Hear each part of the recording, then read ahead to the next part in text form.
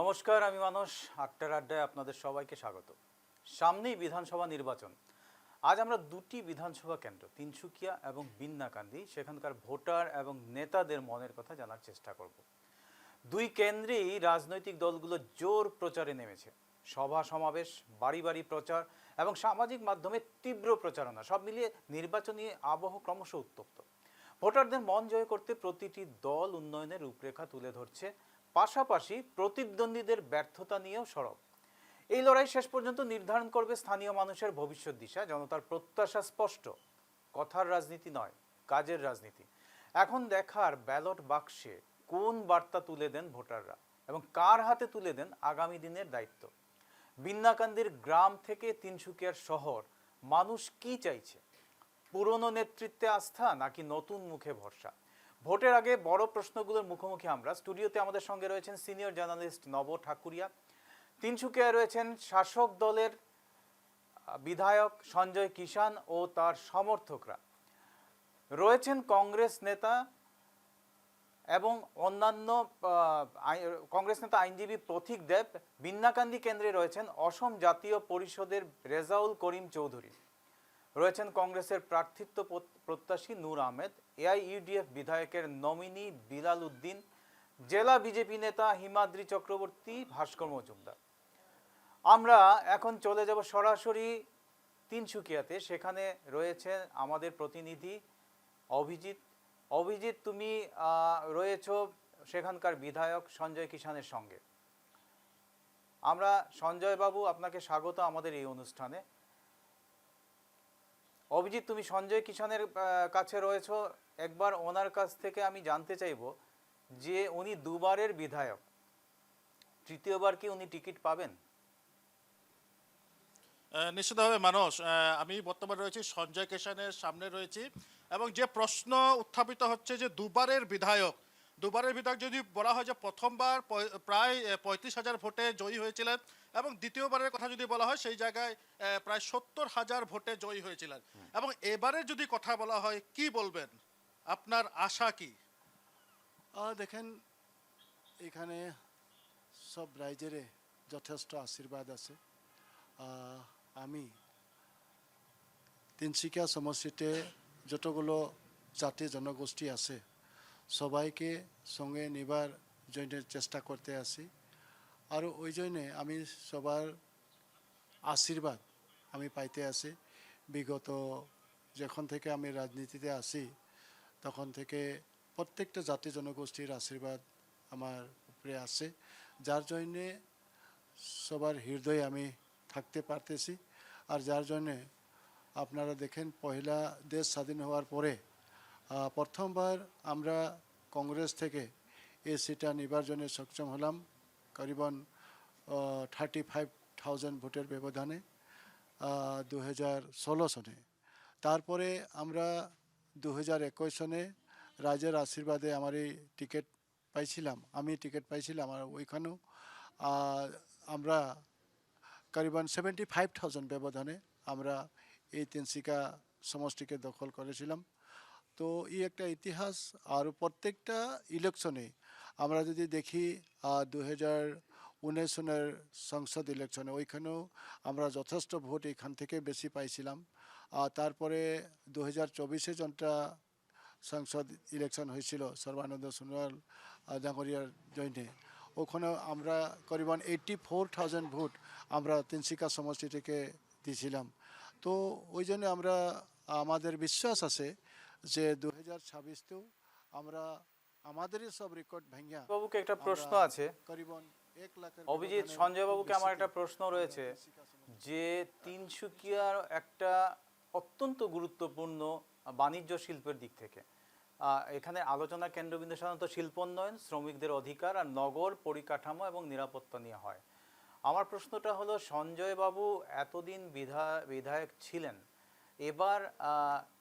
এবার কি ওনার একটা কথা আমরা জানতে পারছি যে ওনার সঙ্গে যারা আছেন তারাও এবার টিকিটের দাবিদার হয়ে আছেন, যারা ওনার ঘনিষ্ঠ, যেমন শিবজি দুবে, যেমন রঙ্গলাল বাবু, এরকম বেশ কয়েকজন রয়েছেন। পুরসভার যিনি চেয়ারম্যান তিনি রয়েছেন। তো এই ক্ষেত্রে তিনি কি খানিকটা মানে অস্তিত্বের সংকটে ভুগছেন? জিজ্ঞাসা করব যে একটা সময়ে আপনার সঙ্গে চলা এমন অনেক ব্যক্তি রয়েছে যারা বর্তমানে টিকিটের দাবিদার। যদি এক প্রকারে বলা যায় তাহলে শিবজি দুবে রয়েছে, যা পৌরসভার চেয়ারম্যান উনি রয়েছেন, তারপর রয়েছেন সঞ্জীব বরা। যেই ব্যক্তিগুলি একটা সময় আপনার সঙ্গে প্রচার করেছিল, আপনার সঙ্গে করেছিল, তো এইবার কি সেই যে ব্যক্তিগুলি নিজের তরফ থেকে টিকিট চাইছে, তো আপনার কি এই নিয়ে কি কোনো শঙ্কা রয়েছে নাকি? না না, কিছু সংখ্যা না। আর দেখেন, আপনারা যদি দেখে 2016-তে আমার ওই সম প্রতিদ্বন্দ্বী ছিল আমাদেরই দলের করিবন 18 জন লোক। তারপরে 2021-তে করিবন 26 জন লোক আমার এই দলের প্রতিদ্বন্দ্বী ছিল। আর এটা তো স্বাভাবিক কথা, সবারই অধিকার আছে টিকিটের জন্যে, টিকিটের দাবি করার জন্যে। তো গতিকে আমাদের দলটা এরকম একটা দল যে দলে সব কিছু নিরীক্ষণ করার পরে আর সব কিছু স্টাডি করার পরে আর সব মানে সমষ্টিবাসীর মানে নিজের মতামত নেওয়ার পরে টিকিটের ব্যবস্থা করে।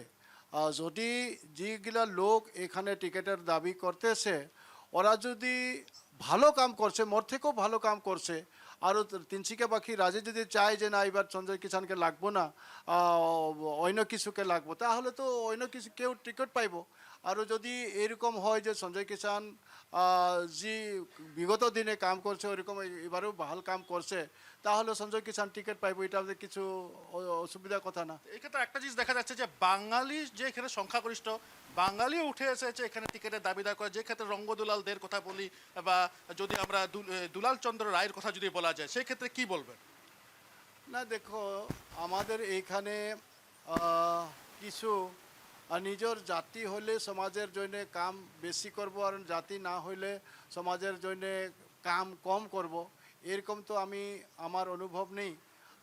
আমি যখন তো বিধায়ক আছি, আপনারা দেখতে পারেন, আপনি যদি মর্নিংয়ে এখানে 6টা বাজে থেকে আসে তাহলে এখানে দেখবেন যে সর্বকিছু জাতি জনগোষ্ঠী এখানে যথেষ্ট লোক আমার কাছে আয়। আমি যতগুলো জীব পারি সবাইকে অন্তর থেকে সহযোগ করবার জন্য চেষ্টা করি।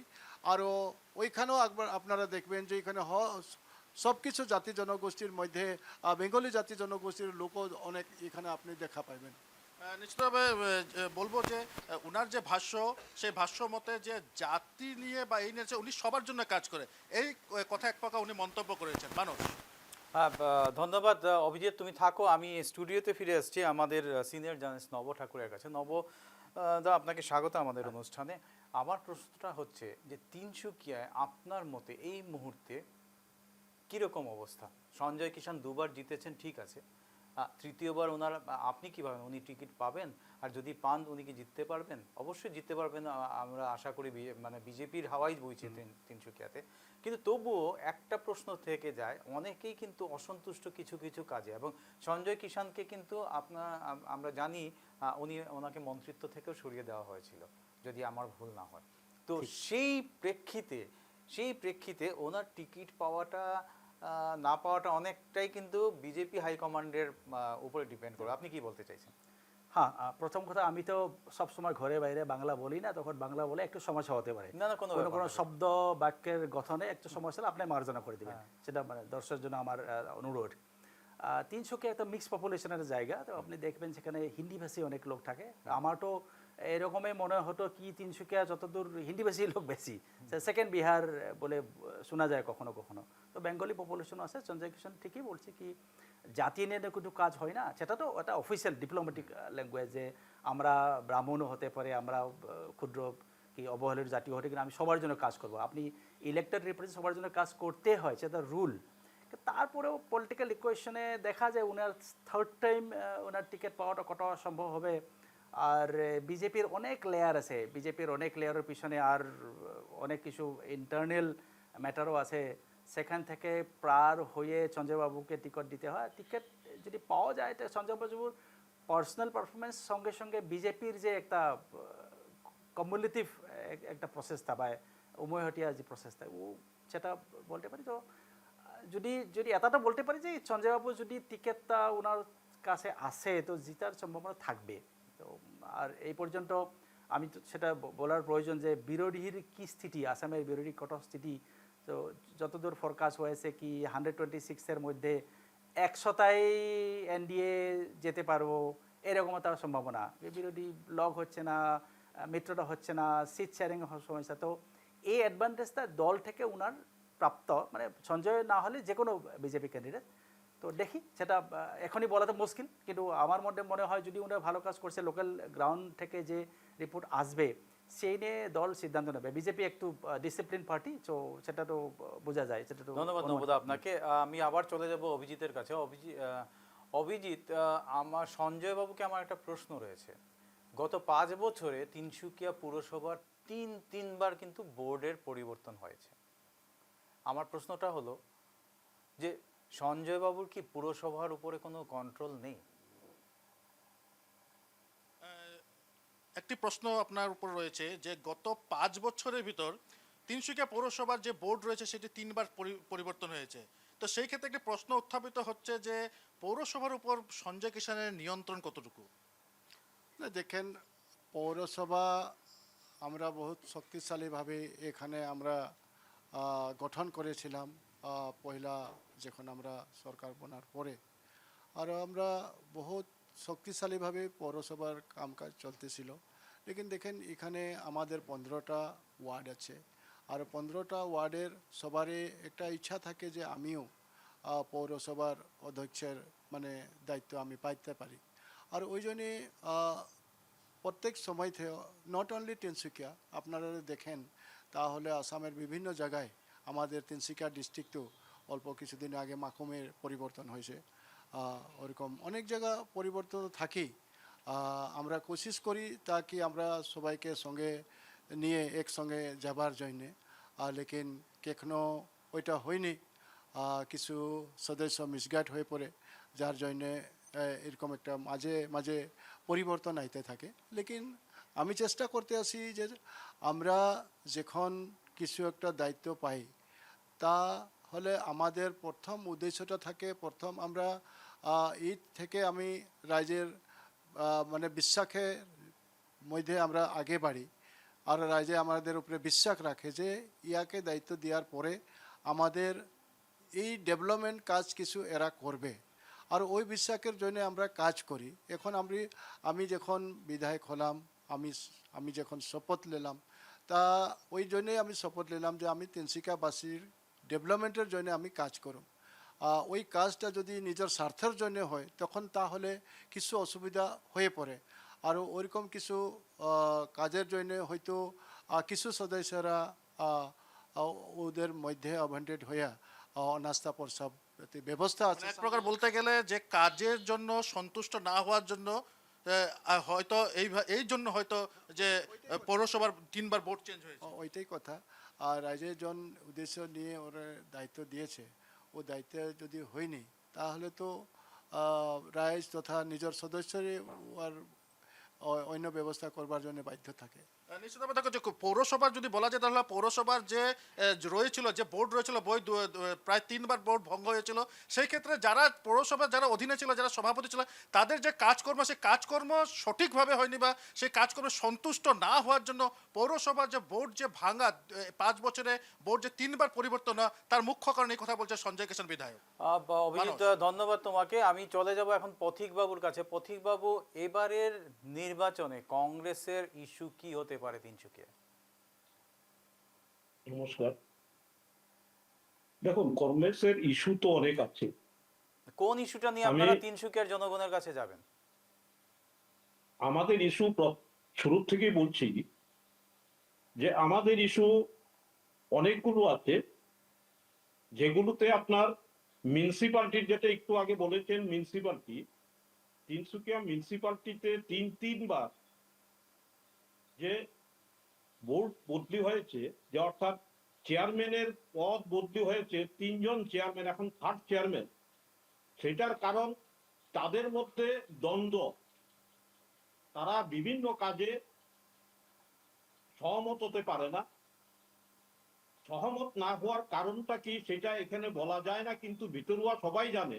এখানে আলোচনা হয়, সেটা সঠিক কিছু আমি বলবো না, কিন্তু একটাই কারণ, তাদের মধ্যে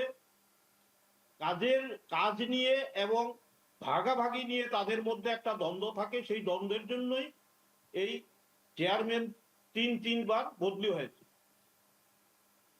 দ্বিতীয় কথা আমি বলছি যে উনি বলছেন যে এইটা শপথ নিয়েছেন তিনসুকিয়ার ডেভেলপমেন্টের জন্য, উনি এমএলএ হিসেবে শপথ নিয়েছেন, সেই ইস্যুটাও আছে।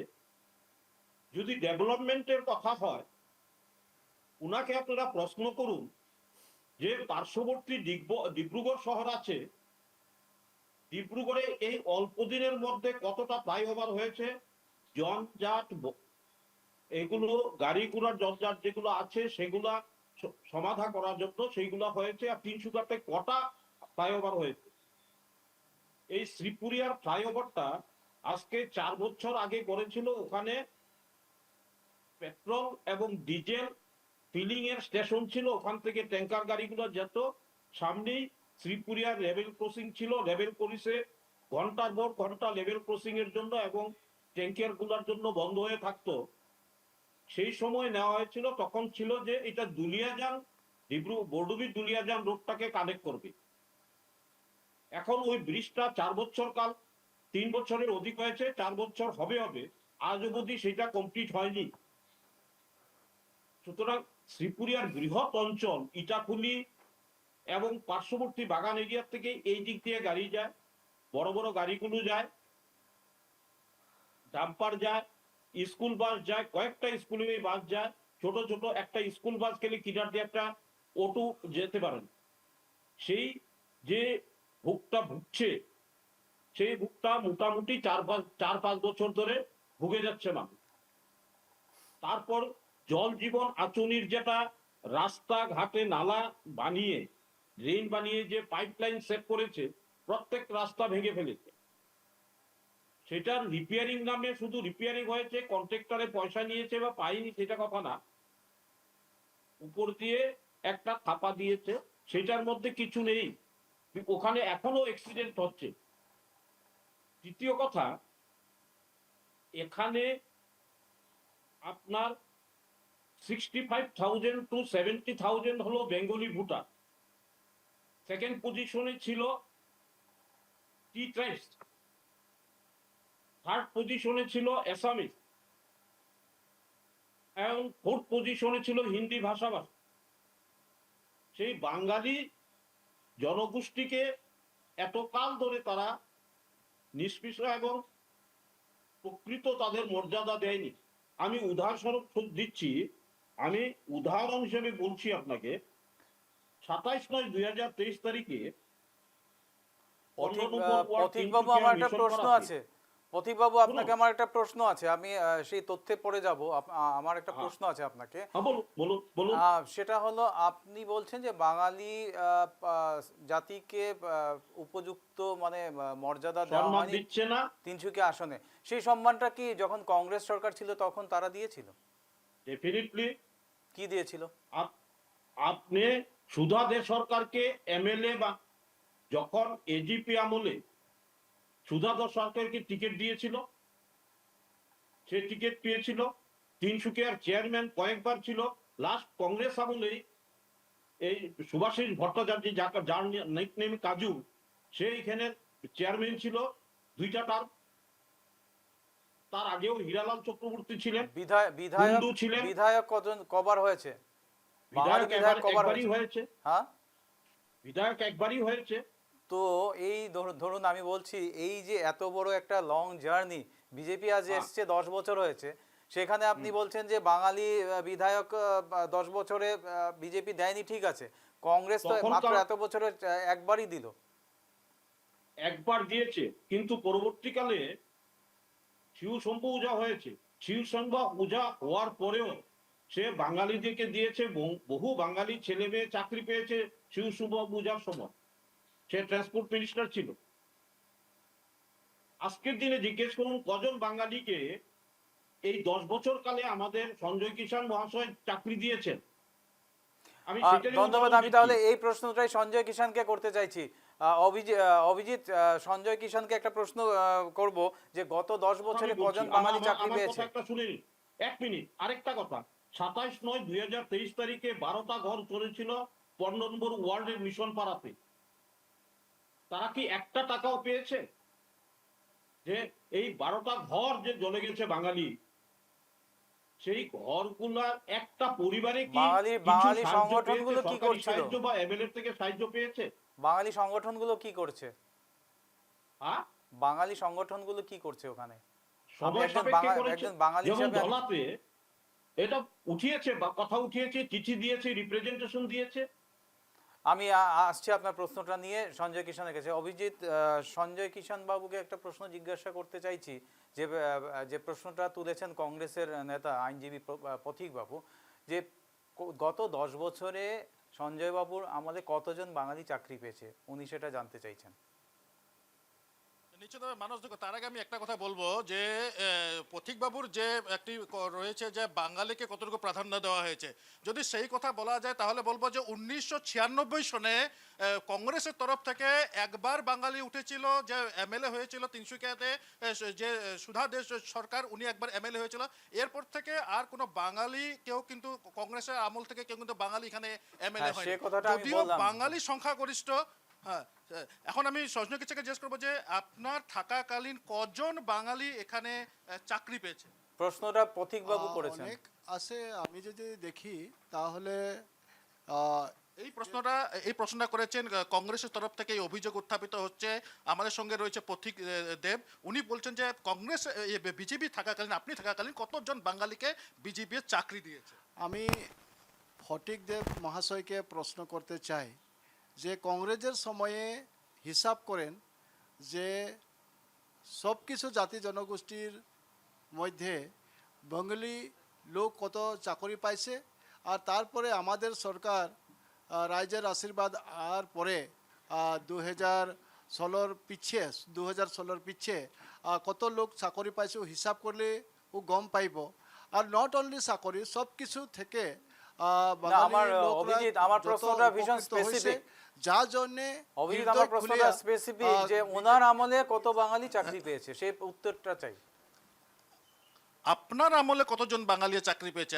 এই সোজা প্রশ্ন, আপনার আমলে কতজন বাঙালি চাকরি পেয়েছে? মোটামুটি আমার কাছে হিসাব নেই, লেকিন যথেষ্ট লোক পারবে। অল ডিপার্টমেন্টে যদি দেখি তো সব ডিপার্টমেন্টে বাঙালি লোক চাকরি পাইছে। এরকম কিছু ইয়ে নেই কি কিছু ডিপার্টমেন্টে বঞ্চিত হয়েছে, এরকম তো কিছু ইয়ে নেই। আর আপনারা জানেন কি এখন চাকরির জন্যে কেউ কিছু কংগ্রেসের মতো কিছু টাকা পয়সা দিতে লাগে না। যে যদি পারফেক্ট আসে ওইখানে ও এক্সাম ভাল করে দিছে, পাস করছে, তাহলে চাকরি পাইব, চাহে ও গরিব হোক, চাহে দুঃখিয়া হোক, চাহে যে হিসাবের লোক হোক, ও চাকরি পাইব, এটা নিশ্চিত।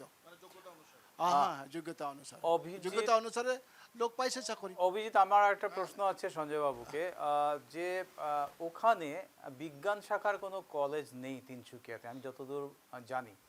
তো যার জন্য ছাত্রছাত্রীদের তিনসুকিয়া থেকে বাইরে পড়তে যেতে হয়, সেক্ষেত্রে উনি কি ব্যবস্থা নিচ্ছেন বা নিয়েছেন? নিশ্চিতভাবে এটি একটি বড় সমস্যা, বড় একটি সমস্যা। যদি বলা যায় যে শিক্ষার ক্ষেত্রে যদি বলা হয় যে তিনসুকিয়াতে বিজ্ঞানের জন্য শুধুমাত্র একটিই কলেজ রয়েছে, যারা বিজ্ঞানের জন্য, যারা বিজ্ঞান শাখাতে যারা পড়বে, সেক্ষেত্রে যদি তারা হায়ার সেকেন্ডারি পাস করে, সেক্ষেত্রে তাদেরকে বাইরে যেতে হয়, এবং যারা দরিদ্র সীমারেখার নিচে রয়েছে তাদেরকে এক প্রকার পড়াশোনা ছেড়ে দিতে হয় বা অন্য কোনো স্ট্রিমে যেতে হয়। এই বিষয়ে আপনাদের কি চিন্তা, আপনারা কি করেছেন?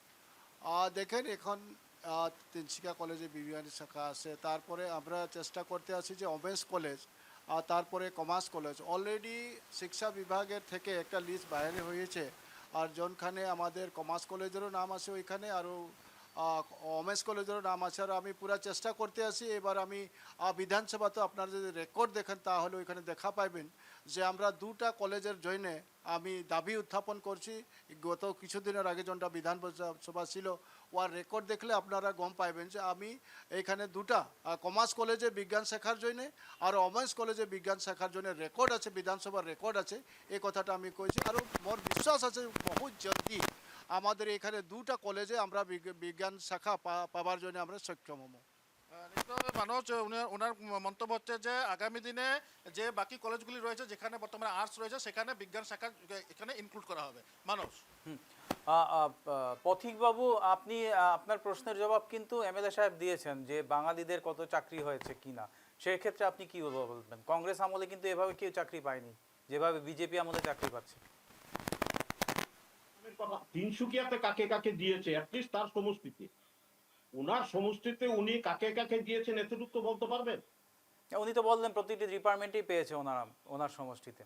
দেখিয়ে তো কোন ডিপার্টমেন্টে পেয়েছে, আমি তো বলছি। না, আমি আমার তখন একটা বলবো, প্রশ্ন আছে আপনাকে।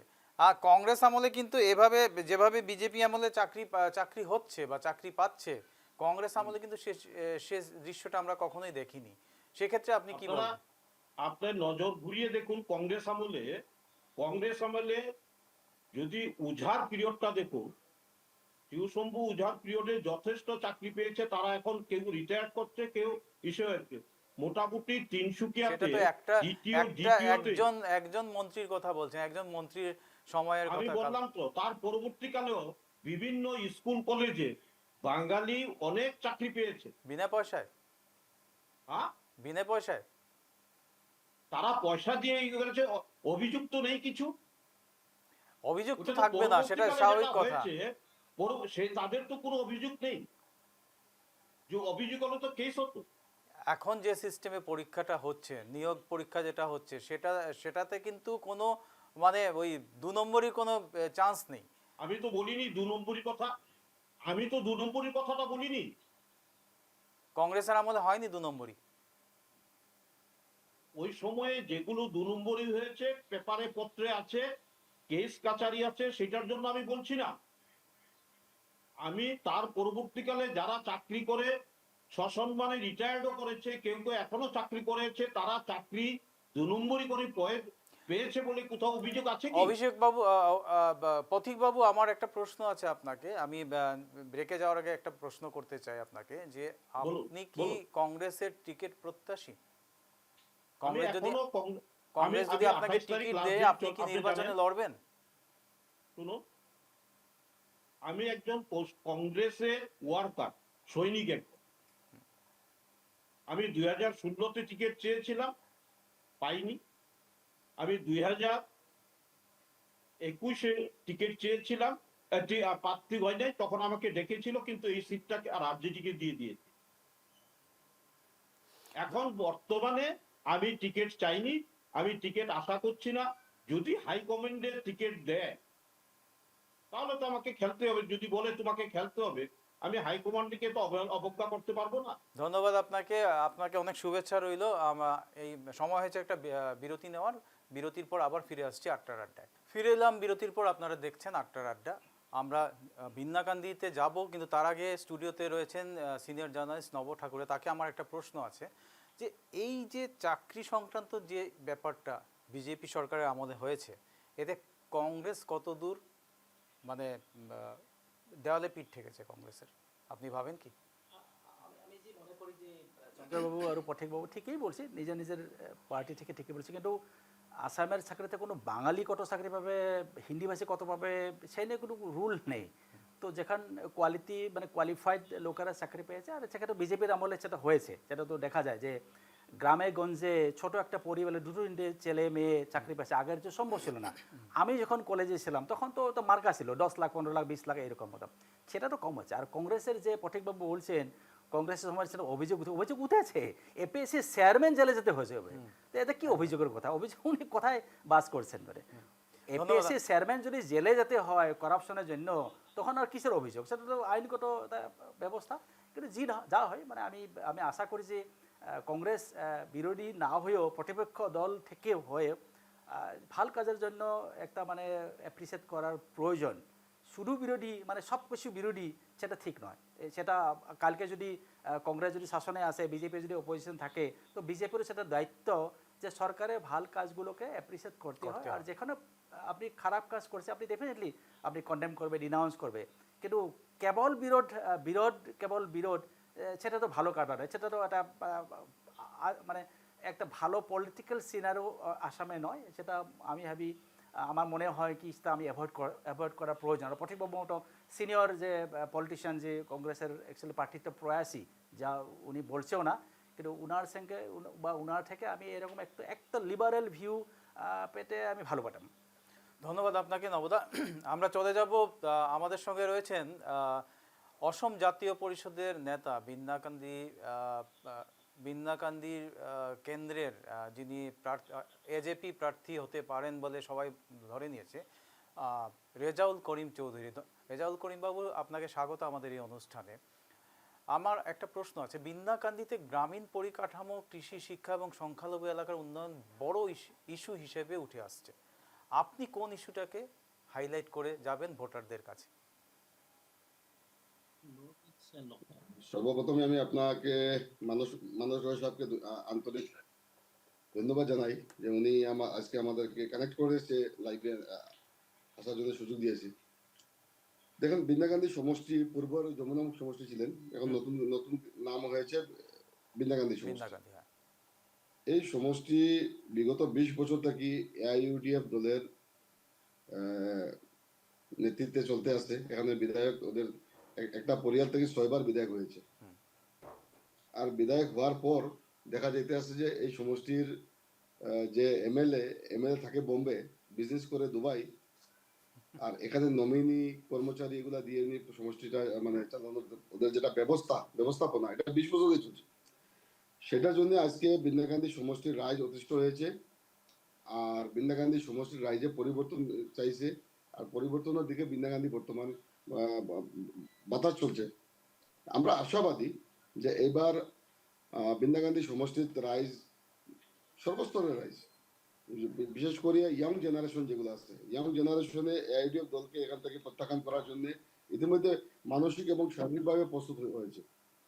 আজকে আপনি বলছেন কৃষি সম্বন্ধে, বিন্নাকান্দি সমষ্টির কৃষির এত কোনো খাস ব্যবস্থা নাই, বা বিধায়কের তরফ থেকে কৃষির ক্ষেত্রে কোনো এরকম উন্নয়নমূলক কাজ করে না। কারণ আমাদের বিধায়ক নিজে কৃষির লোক কোনো জড়িত নাই, উনি থাকেন বোম্বে, দুবাই থাকা মানুষ, ওনার কৃষির লোকের কোনো সম্পর্ক থাকার দরকার পড়ে নাই। বিন্নাকান্দি সমষ্টির সবচেয়ে বড় সমস্যা হয়েছে যে বিন্নাকান্দি, আমি আপনার সরি বলতে চাচ্ছি, আমার বাংলা ল্যাঙ্গুয়েজটা একটু প্রবলেম ছিল। ঠিক আছে, চলবে, সেটা সবাই বুঝতে পারে, আপনি বলুন, কোনো ব্যাপার নয়। চিলোটি মিক্স না, কোনো ব্যাপার নয়, বলুন সেটা। বিন্নাকান্দি সমষ্টির বিধায়ক থাকেন দুবাই। আজকে আমরা কয়েকদিন আগে একটা আরটিআই মারিছিলাম বিন্নাকান্দি সমষ্টির বিধায়ক পুঁজির উপরে। দেখা গেছে বিধায়কে বিশেষ পুঁজিগুলারে আমন্ত্রণ দিয়েছিলেন মসজিদে, মাদ্রাসায়, কর্মস্থানে, ঈদগায়। প্রায় 25 কোটি টাকার আরটিআই পাইছিলাম 20 বছরে। আমরা ফিল্ডে ভেরিফিকেশন করেছি, স্থানীয় যেগুলা কমিটি আছে, কমিটিগুলোর লোকে যোগাযোগ করার পর দেখা গেল কোনো জায়গায় যদি বিধায়কে 10 লাখ টাকা দিয়েছেন কর্মস্থানে, 10 লাখ আত্মসাৎ। এবং আত্মসাৎ কিভাবে? 2022-23 টাকাটা কমপ্লিট উঠে হয়ে গেছে, কিন্তু স্থানীয় কমিটি এগুলা বলতে পারে না। যদি 5 লাখ টাকা দিচ্ছে, 2.5 লাখ টাকার কাজ হয়েছে। রেজাউল বাবু, আমি আপনাকে একটু থামাতে চাইছি। আমাদের সঙ্গে রয়েছে বিশ্বজিৎ রয়েছে। বিশ্বজিৎ, তোমার সঙ্গে যদি এআইইউডিএফ এর যদি বিধায়কের নমিনি মিস্টার বিলাল উদ্দিন থাকেন, তাকে আমি প্রশ্নটা করতে চাই যে এইভাবে যে এমএলএ ফান্ডের টাকাগুলো আত্মসাৎ করার অভিযোগ উঠেছে, সেটা নিয়ে ওনার বক্তব্যটা কি? রাখি যে এআইইউডিএফ এর যেটা গড় বলে যমুনামুখ সমষ্টি বিগত 20 বছর থেকে আজমল পরিয়ালে দখল করে রেখেছে। এবার কিন্তু নির্বাচনে বিভিন্ন হাই প্রোফাইল নেতা কিন্তু নেমে গেছে এই যমুনামুখ সমষ্টিতে। আমি পুনে এআইইউডিএফ থেকে জানার চেষ্টা করবো, অল্প এগিয়ে আসলে ভালো হয়। যেহেতু আপনি বিলাল উদ্দিন আহমেদের প্রতিনিধি হয়ে আসছেন, আপনাদের বিধায়কের উপরে যে অভিযোগ রয়েছে, যে ধন আত্মসাৎ করার অভিযোগ আনছেন রেজাউল করিম বাবু, কি বলবেন এই সম্বন্ধে? ধন্যবাদ সুযোগ দেওয়ার জন্য। আমি রেজাউল করিম সরকারকে প্রথমে ওনাকে আমি ধিক্কার জানাচ্ছি। উনি নিজে ফিল্ডে গিয়ে যেগুলো ভিডিও করেছেন এদিকে ওইদিকে, যেগুলো কাম ধরেন 50% কাম হয়েছে, কাম কন্টিনিউ চলতে আছে, ওই কামগুলোকে ভিডিও করে মানুষকে মানে প্রতারণা করার একটা চেষ্টা করছেন, ডাইভার্ট করার চেষ্টা করছেন, যেটা সম্পূর্ণ মিথ্যা কথা। আমরা সমষ্টিতে এখন পর্যন্ত এমএলএ কামের কোনো কাজও এখন বাকি নাই। বিশ্বজিৎ, আমার একটা প্রশ্ন আছে। সবগুলা কাম বর্তমান পর্যন্ত। বিশ্বজিৎ, আমার একটা প্রশ্ন আছে। জনপ্রতিনিধি নির্বাচিত হয়ে সেই যে এলাকার জনপ্রতিনিধি সেখানে না থেকে যদি উনি যদি যিনি জনপ্রতিনিধি নির্বাচিত হয়েছেন তিনি যদি বাইরে থাকেন, তিনি যদি ওনার মানে বিধানসভা কেন্দ্র থেকে বাইরে থাকেন, সেখানের উন্নতি কতদূর সম্ভব হতে পারে? নিশ্চিতভাবে আমি আপনাকে একটা প্রশ্ন করছি যে জনপ্রতিনিধি জিতার পর সমষ্টিবাসী চায় বিধায়ক পাশে থাকে, কিন্তু সেই বিধায়ক যদি বিদেশ থাকেন, সমষ্টিতে থাকেন না, তাহলে সমষ্টিতে কিভাবে উন্নয়ন হবে? কিভাবে আপনারা? একটা কথা আমি আপনাকে চ্যালেঞ্জ করছি এখানে, যেগুলা প্যানেলিস্ট আছে সবাইকে চ্যালেঞ্জ করছি। আপনারা দেখেন কংগ্রেসেরও তো 25 জন 24 জন এমএলএ আছে, কংগ্রেসের এমএলএ এর সমষ্টিতে কতটুকু কাজ হয়েছে আর বিন্না গান্ধী সমষ্টিতে কতটুকু কাজ হয়েছে আপনারা দেখেন ফিল্ডে গিয়া। রেজাউল করিম সরকার নিজের ঘরে বসে খালি নিজের ঘরে বসে রাজনীতি করলে হইব না। যেরকম এআইইউডিএফ দলে বা আলা সিরাজউদ্দিন আজমল, বদরুদ্দিন আজমল, আমরা দুজন নেতার নেতৃত্বে যেগুলা কাম বিন্না গান্ধী সমষ্টি হয়েছে, এগুলা কাম বিগত কোনো দিন এই দেশ স্বাধীন হওয়ার 70 বছরের মধ্যে কোনো দিনও এরকম কাম হয় নাই। আপনাদের বিধায়কের বিরুদ্ধে আরো অভিযোগ আছে, আপনারা বিধায়কের নমিনি দিয়ে সমষ্টি চলায়, বিধায়ক থাকেন না বলে অভিযোগ আছে, কিন্তু বিধায়কের নমিনি সমষ্টি চলায়, বিধায়ককে দেখাই যায় না। এটা মিথ্যা কথা। বিধায়ক বাদ দেন, আপনি আমরা দলের সুপ্রিমো মৌলানা বদরুদ্দিন আজমল সাহেব, উনিও সব সময় ফিল্ডে কাম করতে আছেন, সব সময় সমষ্টিতে কাজ করতে আছেন, সমষ্টির মানুষের ঠিক আছে সব সমস্যায় বিশ্বজিৎ, আমরা যেটা বোঝার তো সেটা বুঝতে পারছি। আমি আবার রেজাউল বাবুর কাছে যাচ্ছি। রেজাউল বাবু, আপনার বাবা অগপ আমলে বিধায়ক ছিলেন, উনি এবং আপনি জানেন রাজনীতির হাতে খড়ি বোধহয় আপনার বাবার কাছেই হয়েছে। তো এই মুহূর্তে যেখানে একজন জনপ্রতিনিধি নির্বাচিত হওয়ার পরেও ওনার বিধানসভা কেন্দ্রে থাকেন না, সে জায়গার উন্নতি কিভাবে হবে বলে আপনি মনে করেন? আপনি মনে করেন কি সেখানে উন্নতি হবে?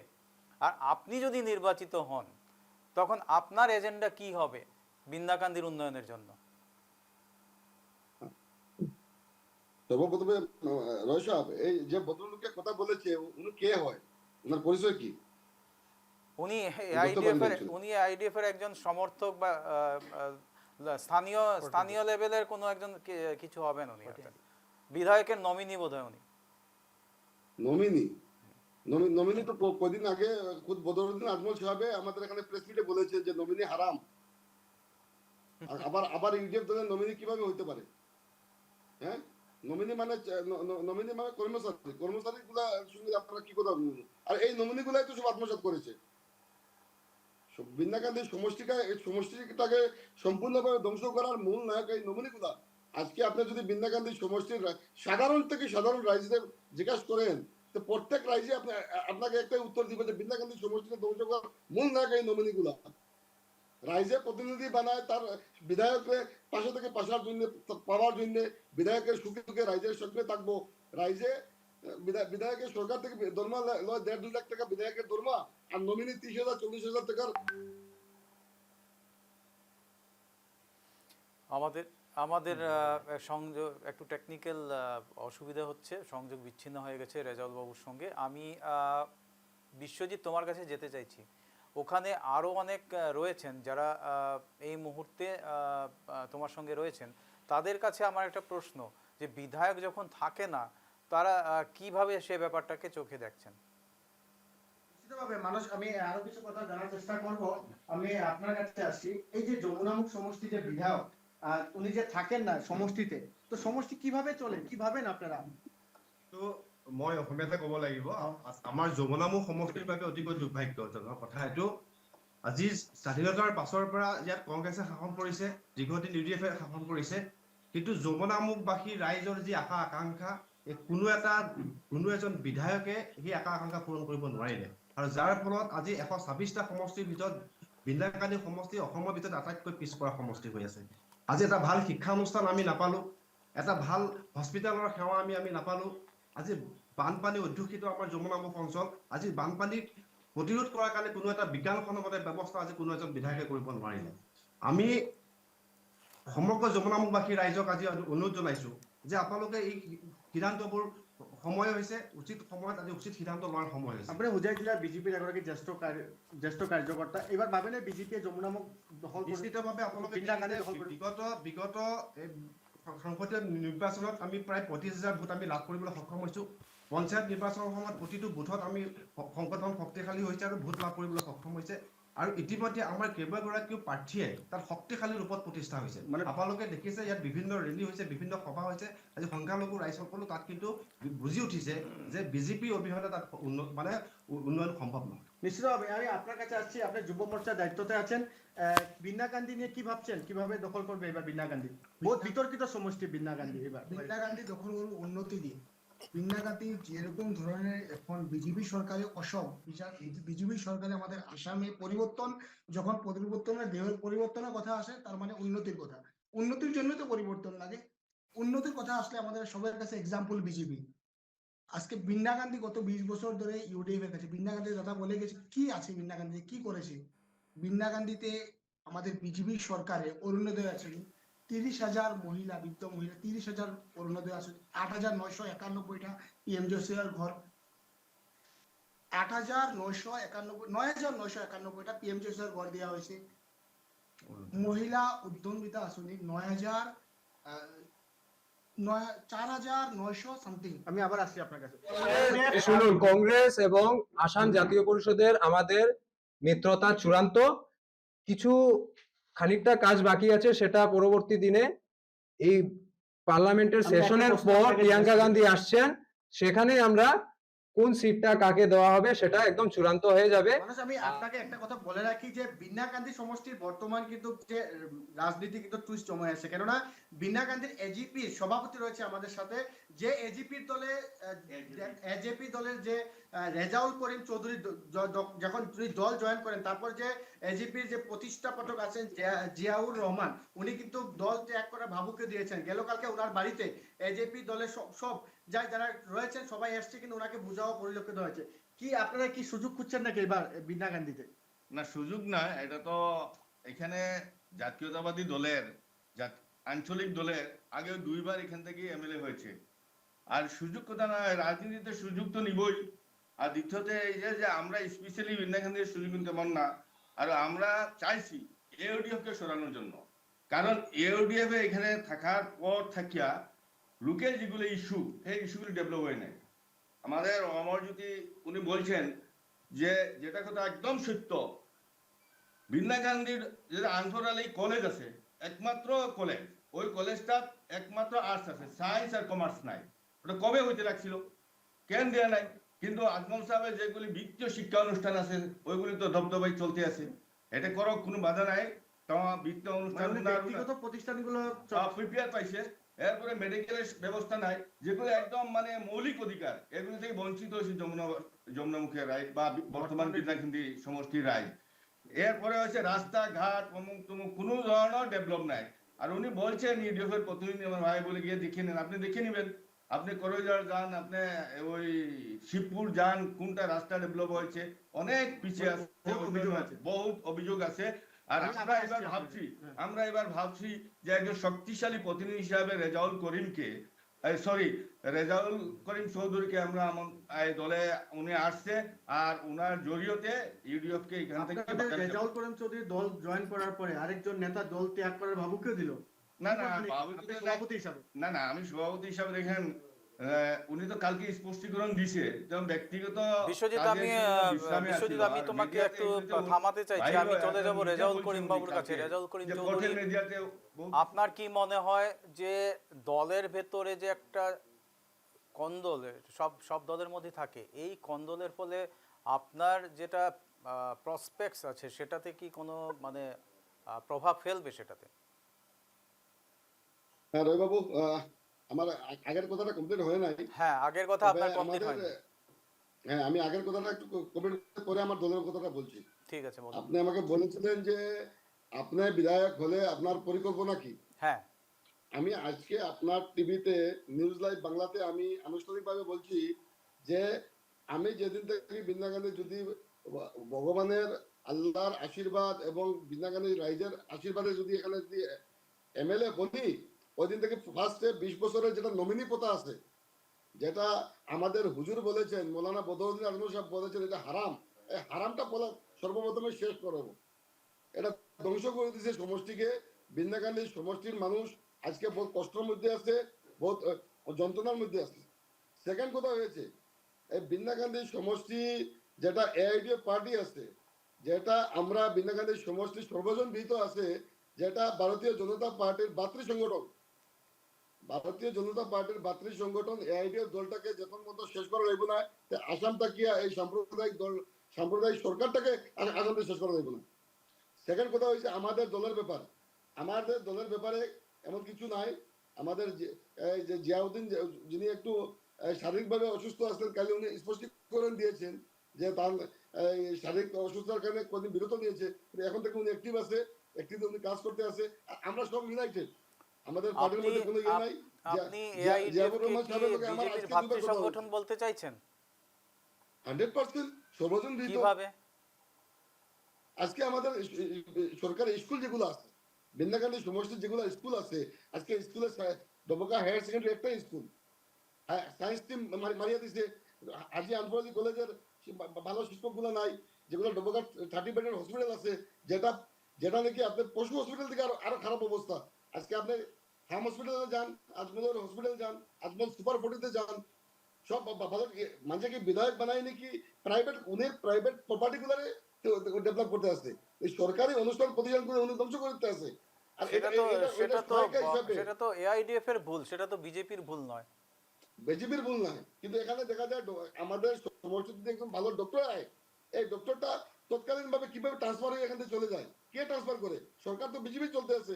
এক মিনিট আমি আপনাকে থামাতে চাইছি। আমি অভিজিতের কাছে যেতে চাইছি। অভিজিৎ, সঞ্জয় কিষান রয়েছেন বিজেপির বিধায়ক। সঞ্জয় কিষান বাবু, আপনি নিশ্চয়ই শুনতে পাচ্ছেন যে অসম জাতীয় পরিষদের যিনি প্রার্থী হতে চলেছেন বিন্নাকান্দিতে, সেই রেজাউল করিম চৌধুরী অভিযোগ করেছেন যে বিজেপির ভাতৃ সংগঠন হলো গিয়ে এআইইউডিএফ। আপনি কি বলবেন? অসম জাতীয় পরিষদের রেজাউল করিম একটি অভিযোগ দিয়েছে যে বিজেপির ভাতৃ সংগঠন হচ্ছে কে এআইডিএফ, কি বলবেন? দেখেন, কংগ্রেসেই একজাক্টলি ইউডিএফকে জন্ম দিছে কইতে পারি। আর গত অনেক সময় কংগ্রেস আর ইউডিএফ সঙ্গে মিলিয়ে রাজনীতি করছে।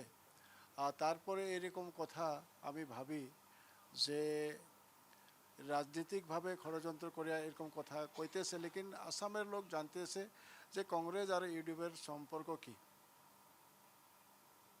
নিশ্চিতভাবে ওনার যিনি যা বক্তৃতা সেটা শুনলে মানুষ এমনকি কয়েকদিন আগে বদরুদ্দিন আজমল নিজেই বলেছেন, উনি ওনার কথাতে স্পষ্ট হয়েছে উনি কংগ্রেসের সঙ্গেই আতাতে যেতে চাইছেন, যদিও কংগ্রেস নিচ্ছে না। এটা রাজনৈতিক পারমুটেশন কম্পিটিশন, সেটা আলাদা ব্যাপার। আমার প্রশ্ন হচ্ছে যে আমি জনতার কাছে বিধায়করা সবসময় জনতার কাছে দায়বদ্ধ। সেক্ষেত্রে আমরা দেখেছি যে এআইইউডিএফ এর যিনি বিধায়ক, তিনি তার কোনো দায়বদ্ধতা নেই, তিনি থাকেনই না ওনার কেন্দ্রে, বিধানসভা কেন্দ্রে। সে অভিযোগ শুধু সাধারণ লোক বলছে না, যারা প্রার্থিত্ব প্রত্যাশী তারাও এই সুযোগটা সদ্ব্যবহার করছে।